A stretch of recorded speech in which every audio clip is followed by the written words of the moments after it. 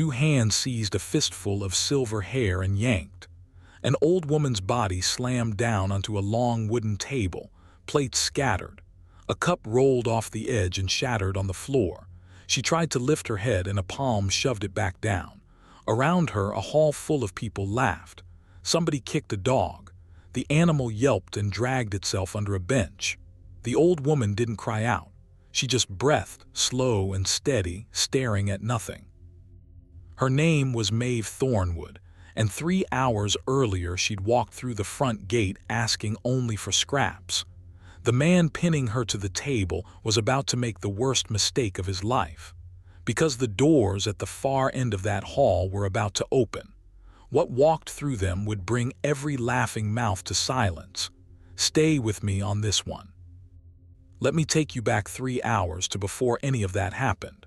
Hollow Pine sat high in the mountains, where the wind came down cold off the peaks even in harvest season. It was pack territory, wolf country. And that night the whole pack had gathered for the harvest feast in the Great Hall, the biggest gathering of the year. Long tables, roasted meat, barrels of dark wine, 200 wolves in human skin, eating and drinking and laughing under the wooden beams. The man running the feast that year was named Doran Vale. Now you need to understand who Doran was. He was a beta, not the alpha, second rank, and that gap ate at him every single day of his life. He was big, broad across the shoulders, with a jaw he liked to jut out when he talked. He wore a black coat trimmed in silver fox fur, and he'd paid a fortune for it, because Doran believed that if you dressed like a king, people would forget you weren't one. The real alpha of the region hadn't come home in years. The Alpha King, they called him. He ruled all the mountain packs from a fortress 2 valleys over, and he left the day-to-day running of Hollow Pine to men like Doran. And Doran had taken that little scrap of borrowed power and swollen it up in his own mind until he walked around like he owned the sky. Here's the thing about a man like that. Give him a room full of people who have to be nice to him, and sooner or later he's going to test how far he can push. He'd been drinking since noon. His face was flushed. His voice had gotten louder with every cup, and he was watching the door because Doran loved an audience and an audience loves a show. That's when she walked in.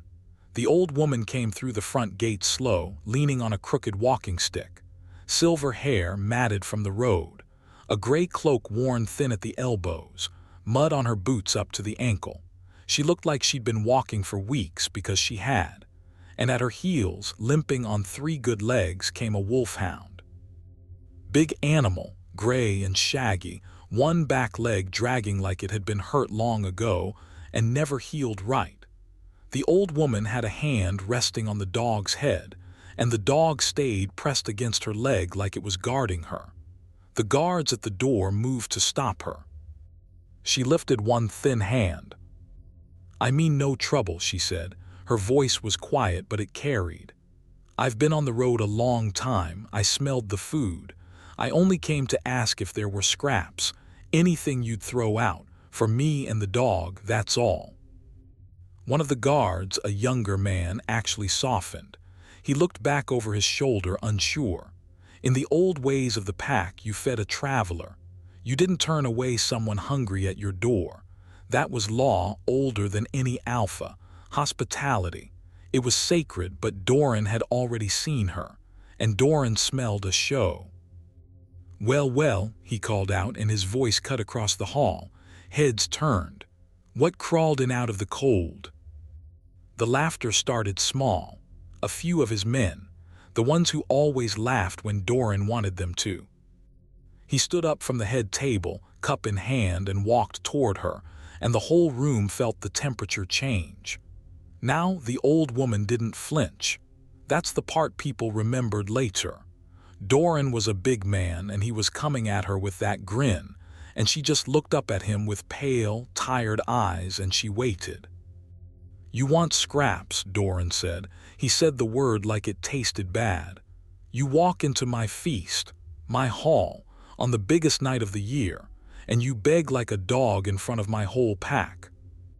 I asked for kindness, she said, nothing more. Kindness? Doran turned to the room, arms spread, playing to them. She wants kindness in hollow pine.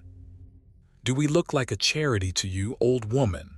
He looked down at the wolfhound, which had put itself between Maeve and the beta, hackles up, a low growl in its throat. And you brought a flea-bitten mongrel into my hall. The dog growled louder, and that was all the excuse Doran needed. What happened next set everything in motion, and there was no taking it back. Doran swung his boot and kicked the wolfhound in the ribs, hard. The animal yelped, a sharp, awful sound, and went down. It scrambled back up on its bad leg, still trying to stand between the old woman and the man, and Doran laughed and drew his foot back to kick it again. Don't, Maeve said, just that, one word, but there was something underneath it, something the drunk, grinning beta was far too stupid to hear.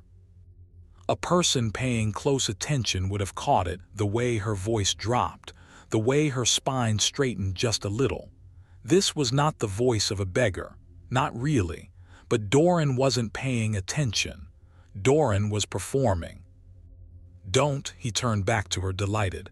You're giving me orders in my own hall. He grabbed her by the front of her cloak and hauled her up onto her toes.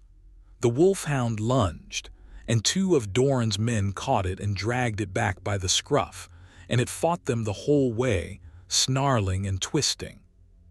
You know what we do with beggars who don't know their place, Doran said, his face inches from hers. We teach them. He dragged her toward the long banquet table. The younger guard at the door took a step forward. Doran, she's just an old woman. Let her go, and I'll walk her out myself. Sit down, Doran snapped, or you'll be next. And the guard, God help him, sat down, because Doran was the beta, and in that hall on that night his word was the closest thing to law they had. That's how these things happen, you know. It's never just the one cruel man. It's everyone around him who decides it's easier to look away. Doran got both hands on the old woman and lifted her off her feet like she weighed nothing, and he threw her down onto the banquet table on her back. Plates went flying. A pitcher of wine tipped and poured red across the wood and down onto the floor. Someone's cup rolled off the edge and shattered. There she is, Doran announced to the hall, standing over her, breathing hard, that stupid grin plastered across his face. The queen of the scrap heap, all hail. And the hall laughed. Not all of them, but enough. Enough that the laughter filled the room and drowned out the sound of the wolfhound still fighting to get to her. Maeve Thornwood lay on that table, wine soaking into her silver hair, 200 wolves laughing at her, and she did not cry. She did not beg. She turned her head slow, and she looked at the dog, and something passed between them that no one else in that hall could read. Then she looked up at the wooden beams above her, and she said, so quietly that only Doran heard it, "You have no idea what you've done." Doran leaned down. What was that?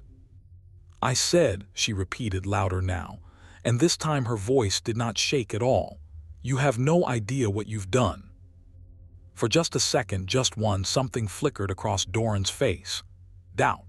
The animal part of him, the wolf under the skin, caught something. A scent, maybe. A note in her voice. The way she wasn't afraid when every instinct said she should be. His grin slipped. But then he shook it off. Because he was Doran Vale, and he'd built his whole life on the idea that fear was for the weak, and this was a broken old woman on a table, and he'd already committed. There's no room in a man like that to admit he might be wrong, so he doubled down. Get her out of my sight, he barked at his men. Throw her in the mud where she belongs, and drown that mongrel while you're at it. Two men grabbed Maeve by the arms and hauled her off the table. Her feet dragged. Her stick lay forgotten on the floor. They pulled her toward the great doors at the far end of the hall, and the crowd parted to let them through, still murmuring, still laughing. Doran watched them go. Then he turned back to the head table, and he sat down heavy in his chair, and he picked up his cup, and he raised it high. "To Hollow Pine," he called out, "and to knowing your place." The pack raised their cups back. The music started up again in the corner. Servants moved in to clean the spilled wine and gather the broken plates. The moment passed, the way these moments do, folding itself back into the noise of a party. A few people even forgot it had happened. Doran drank deep, wiped his mouth, and leaned back in his chair with the satisfied look of a man who had just reminded everyone exactly who he was. It was over. That's what they all thought. Just another night. Just the beta being the beta. The old woman was already halfway to the door, and in a minute she'd be gone, and the feast would roll on like nothing had happened at all. They were wrong. The men dragging Maeve were maybe 10 feet from the great doors when the doors exploded inward. Both of them at once, iron-banded oak as tall as 2 men, slammed open so hard they cracked against the stone walls, and the boom of it went through the whole hall like thunder. The music died mid-note. Every head turned. The 2 men holding Maeve froze where they stood. A figure filled the doorway. He was tall, broad as a door himself. He wore a long, dark coat, road-stained, and a sword at his hip, and behind him in the cold night stood a line of armed men in the colors of the mountain fortress, the king's own guard, silver wolf on black. The men in that doorway were not laughing. They were not drinking. They had the flat, hard eyes of soldiers who had ridden fast and far. And the man in front, the big one, stepped into the light of the hall, and a whisper ran through the crowd like a cold wind, because the older wolves knew that face. They'd seen it years ago before he vanished into his fortress to rule and mourn, the Alpha King. He had come to Hollow Pine. Nobody moved. 200 wolves stood frozen with cups halfway to their mouths. Doran was on his feet without remembering standing up, and all the color had drained out of his flushed face. This was not part of the show. The king never came here. The king never came anywhere. And yet here he was, filling the doorway, his eyes sweeping the hall, taking in the spilled wine, the broken plates, the wolfhound still snarling in the grip of 2 men. And then the king's eyes found the old woman held between the 2 guards. Everything stopped. I want you to picture this because it's the moment the whole story turns on. This enormous man, this king who ruled every pack in the mountains, whose name mothers used to frighten children into behaving, this man looked at a ragged, wine-soaked old woman being dragged toward the door, and his whole body changed. His shoulders dropped. His hard face cracked open, and he made a sound. A low, broken sound, like something tearing loose inside his chest. He crossed the hall in long, fast strides. The crowd fell back from him on every side. The 2 men holding Maeve let go of her like she'd turned to fire, and they stumbled back, and one of them actually tripped over a bench trying to get away. The Alpha King reached the old woman, and in front of 200 wolves, in front of Doran Vale and his silver fox coat and his empty raised cup, the king of the mountains dropped to his knees. He knelt, on the stone floor, his head level with hers now, both of his huge hands coming up to cradle her thin shoulders like she was made of glass. "Mother," he said. The word landed in that silent hall like a stone dropped into still water. You could hear it reach every corner. "Mother." "Mother," he said again, and his voice broke clean in half. "You're alive, you're alive. I looked for you for 11 years. Now, some of the oldest wolves in that hall, the gray-muzzled ones, the ones who'd served the old Alpha before he was murdered, they understood first. And you could see it move across their faces like a wave, horror, pure horror, because they remembered. 11 years ago, the old Alpha King, this man's father, had been killed in the night by traitors, and his wife, the Queen, the Alpha King's mother, had vanished in the chaos. Everyone assumed she was dead, killed with her husband, her body never found. Her name had been Maeve Thornwood, the queen who vanished the night the old king was slain. She had not died. She had run and hidden, and wandered the mountains for 11 years in rags with a wounded dog, staying alive, staying hidden, because the traitors who killed her husband had wanted her dead too. And tonight, half-starved, she had finally come down out of the cold to a pack hall to ask for scraps. And Doran Vale had thrown her on a table and called her the queen of the scrap heap. If you're still with me, and I hope you are, because this is where it all comes due, do me a favor and hit that subscribe button. Stories like this one, about the ones the world underestimates, are exactly what this channel is built on, and I want you here for the next one. Now let's watch what happens to Doran. The king knelt there a long moment, his forehead pressed to his mother's, both of them shaking. And Maeve, the queen, lifted one thin hand and laid it against her son's cheek. And for the first time all night, her eyes filled with tears. "Kale," she whispered, "look at you, you grew so tall." Then a wolfhound broke free. Bracken tore loose from the two men holding it and scrambled across the floor on its bad leg, and it did not go to the king. It went to Maeve, and it pressed itself against her, and the king looked down at that limping, gray, half-starved dog, and understanding moved across his face. "This dog kept you alive," he said quietly. "It wasn't a question." 11 years, Maeve said. "He never left me, not once. He took a blade meant for me the night your father died. That's his leg, that's why he limps." The king reached out and laid one massive hand on the wolfhound's head gently, and Bracken let him, and the king bowed his head to the animal like it was a lord. Then, slowly, the alpha king stood up, and when he turned around, the man kneeling on the floor was gone. The sun was gone. What stood up in his place was the king, and his face was a thing that made grown wolves step backward. "Which of you?" he said, and his voice was very quiet and very calm, and that was so much worse than shouting, "Put your hands on my mother." Silence. Nobody breathed. The wolfhound growled low, and its eyes were fixed on one man. The king followed that gaze, across the hall, to the head table, to Doran Vale, standing there in his fine coat with an empty cup still gripped in his hand and his mouth hanging open and no words coming out. "You," the king said. Doran's cup slipped out of his fingers and clattered on the table. "My king," he started, and his voice came out as a squeak. He swallowed and tried again. "My king, I didn't know. How could I have known? She came in rags. She asked for scraps. She had a mangy dog. She looked like a nobody told me. Nobody told me who she was." The king started walking toward him. Slow, unhurried, and every step ate up the distance, and Doran backed away from the head table until his spine hit the stone wall and there was nowhere left to go. "You didn't know who she was," the king said. "No, you didn't." He stopped a few feet away. "Tell me, when you kicked that dog, when you grabbed a starving old woman and threw her on a table for your friends to laugh at, when you ordered her drowned in the mud, did you know who she was then?" "No, my king, I swear." "That's my point." The king's voice cut him off like a blade. "You didn't know.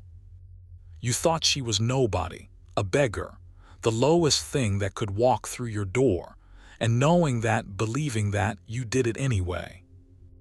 Doran's mouth worked. No sound came out. "You see," the king went on, and now he turned so the whole hall could hear him. "Any coward can be kind to a queen. You'd have kissed her feet if you'd known her name. That's not kindness.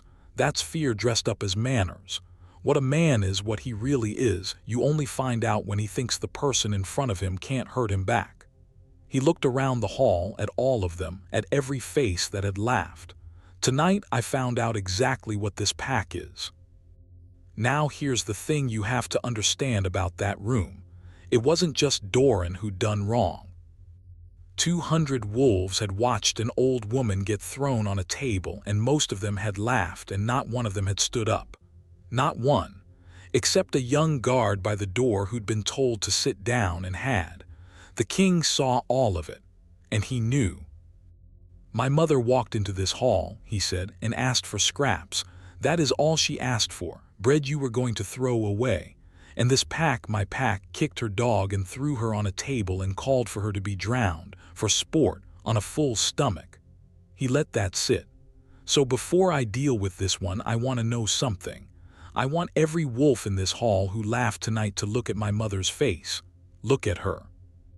Look at what you laughed at." Nobody wanted to. But the weight of the king's stare moved through the room, and slowly, one by one, heads turned toward the old woman standing quietly by the door with her hand on her dog's head. And you could see the shame land on them. Some of them started to cry. A big man near the front went down on his knees.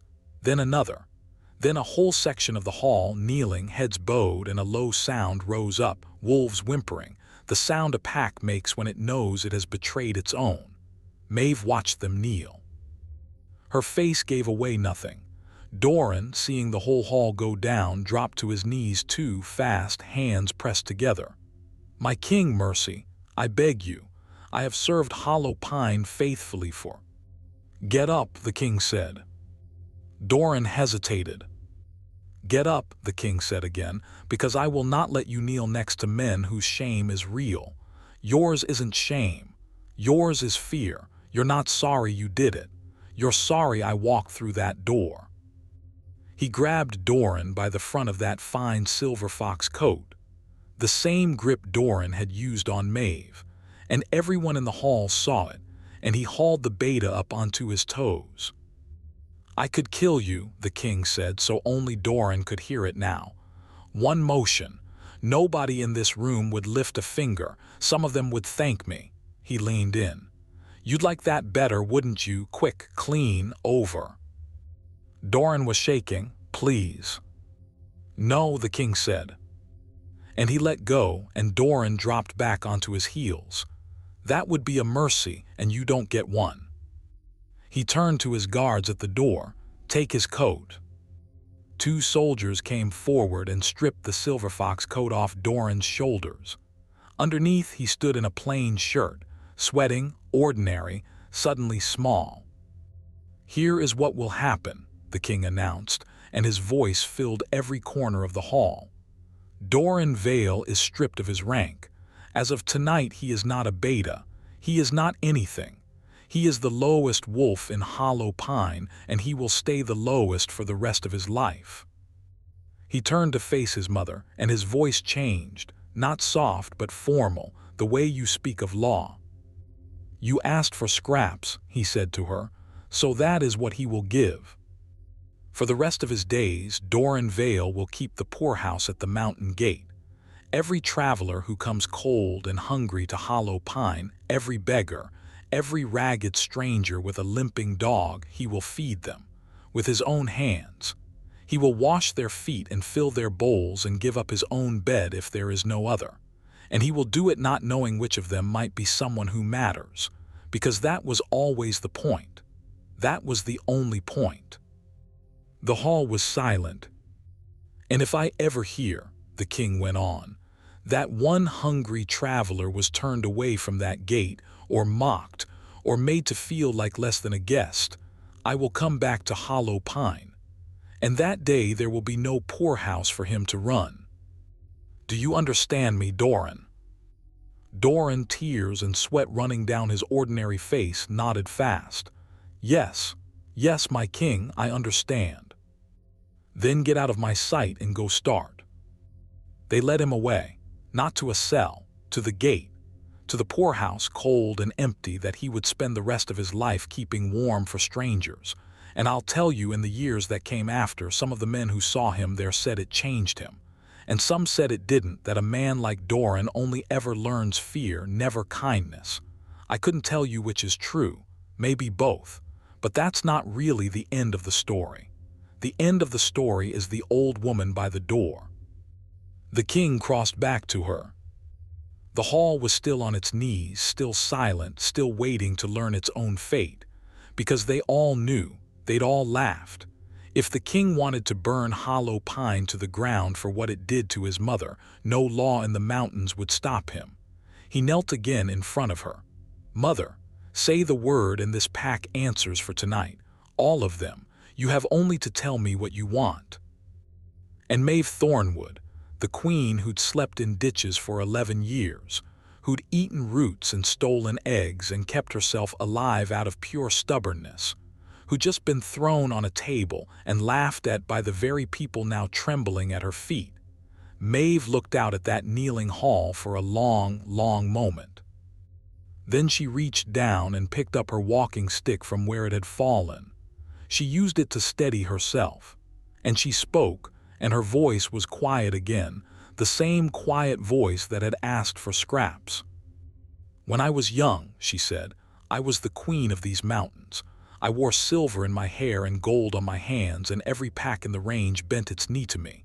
And do you know, in all those years, I never once learned a single thing about a single person that mattered. Everyone smiled at me, everyone bowed. I had no idea who any of them really were." She looked down at Bracken, leaning warm against her leg. "Then I lost everything, and I walked these mountains as nobody. And that was when I finally learned the truth about people. Because a nobody sees everything." She lifted her eyes to the hall. "I don't want your deaths," she said. "I've seen enough dying. I watched my husband die. I nearly died 100 times on the road, and every one of those times some nobody I'd never met gave me bread or a barn to sleep in or looked the other way when I stole. Poor people, people with nothing. They fed me when they had nothing, and they never knew who I was, and they did it anyway. That is what a pack is supposed to be. That is what you forgot tonight." She let the stick take her weight. "So here is what I ask. Not deaths, not punishment. I ask that every one of you remember this feeling. This exact feeling right now, kneeling on this floor, sick with shame. Remember it the next time somebody comes to your door with nothing, because you will never, ever know who they really are, and it should never, ever matter." She turned to her son. "That's all I want, Cale. Take me home. I'm very tired. And Bracken needs a warm fire and a good meal, and so, I think, do I." The king rose. He put one arm around his mother, and she leaned into him, this small, silver-haired woman against this mountain of a man, and together they walked the length of the hall toward the doors. The wolfhound limped along at her side, and where it passed, wolves reached out just to touch its gray fur, the dog that had guarded the queen through 11 years of cold. At the doors, Maeve stopped.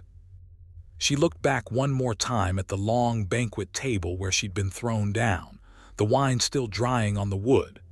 The young guard, the one who tried to help her, the one who'd been told to sit down and had stood near the door with his head bowed lowest of all, because he felt he'd failed her worst by giving up. Maeve stopped in front of him. She reached out and lifted his chin with one thin finger. "You tried," she said.